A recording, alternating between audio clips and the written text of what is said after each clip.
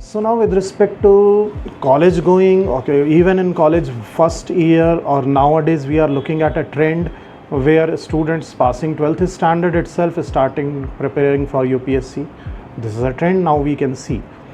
Now there are two aspects to this. First aspect, whether we will be able to understand or get grips of what are the nuances of this preparation and the syllabus as well. So one word that will describe everything would be maturity. Maturity not in terms of age, maturity in terms of thought process. This maturity can be there in two ways.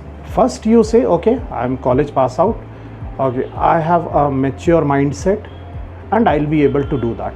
I perfectly understand that, and that has been what has been conventionally being done.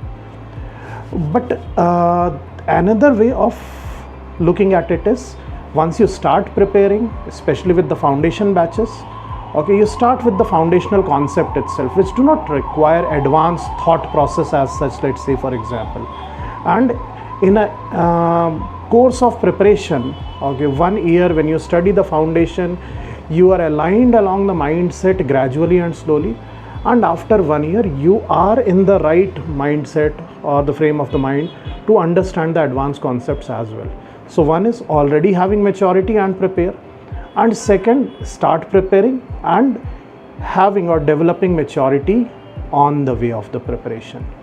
So definitely it's advisable, given the competition these days, to have a stretched period, I would say, of preparation, where in the early stages of the college itself, if a student starts preparing, they get sufficient time to grasp the concepts, and eventually slow absorption leads to more retention.